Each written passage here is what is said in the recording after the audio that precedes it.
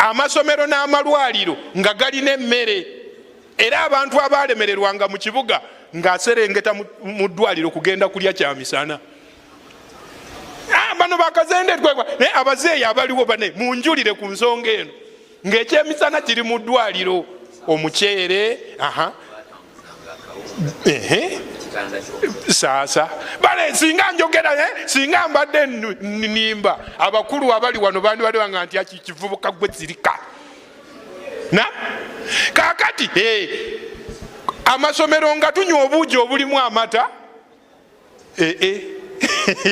obuugi obulimu amata amata gano gajja gatya 1973 1973 Idi Amin Dada bagenda ne minisita we oba yali owa agriculture Khalid Kinene, ojja kunzijukizaamu bwe mba mpubiddwamu naye nga ye minisita gwe batambula naye ne bagenda Belgium.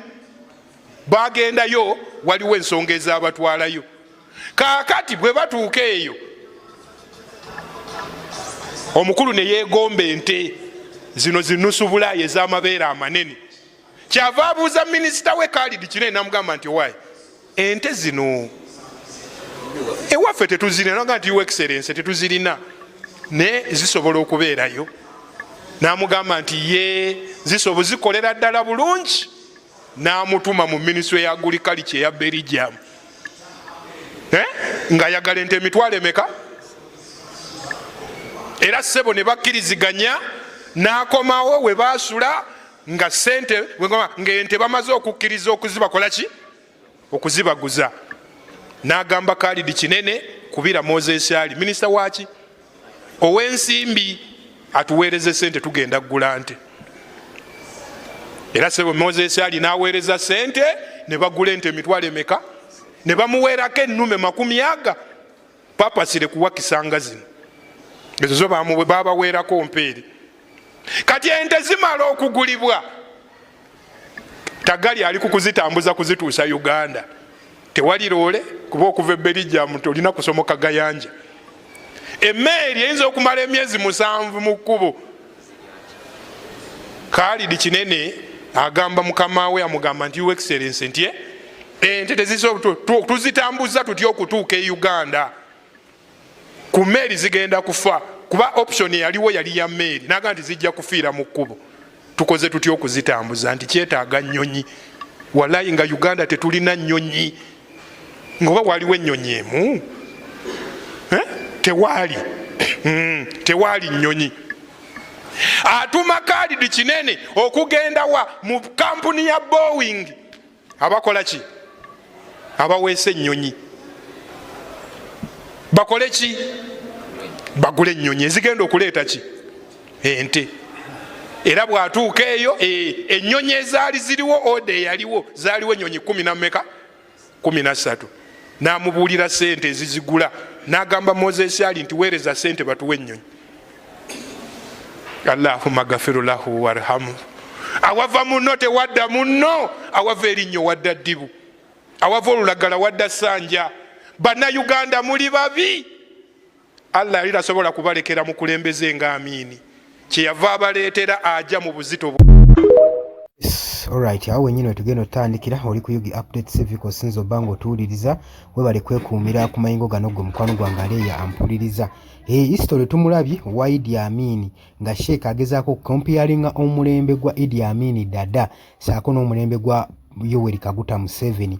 Ye agamba mu bufunze nti nno tewali mulembe gwali gubeddewo mulungi gulimu mirembe ng'omulembe gwa Amin, era abasinga bagamba ebyo byonna bye bawaayiriza ebyaliwo nti Idi Amin yatuntuza abantu b'eggwanga Uganda bagamba nti baali bamusibako matu ga mbuzi muliisango. Era bangi bavuddeyo nga bagamba baleeteyo ebifaananyi ebiraga ku ebyo ebikolwa ebibi eby'ettabu bye yakola oba bye yatuusa ku bannayuganda. Mpawo yali avuddeyo kuleeta katambi.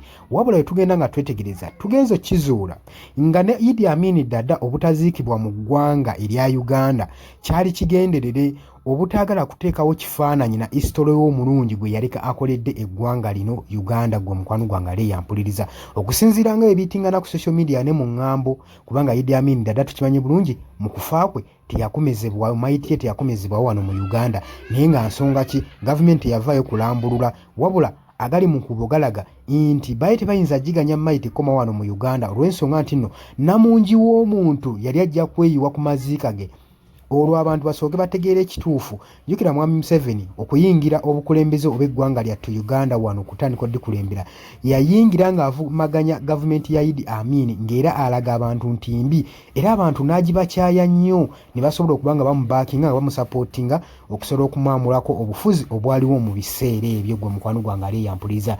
Naye kati abantu bagamba okusinziira ku byaliwo balaga nti nno Idi Amin bye yali akoze oba bye yaleka akoze Mwami Yoweri Kaguta Museveni ne gavumenti ye emyaka gy'amazeeko 4 ku bukulembeze teri kye yali agezezaako wadde n'obituuka mu kkoota okuggyako okusaanyaawo ebyo bye yasangawo Idi Amin dada bye yaleka akoze gwe mukwano gwange ali eyampuliza. Tetumanyi oba weeguteeguli wabula mu abaaliwo mu mulembe ogwo oli waddembe okujja mu comment section n'otutangaaza n'otubulira gwe ki ekyaliwo ekituufu abantu ne balema kuwabya ggwanga tusobola okuba nga tumanya ekituufu mulembe ki ogusinza okuba nga eggwanga liganyulwamu oba gavumenti ki. Oli ku UG Updates TV kosinza oba nga otuwuliriza mbagala nnyo.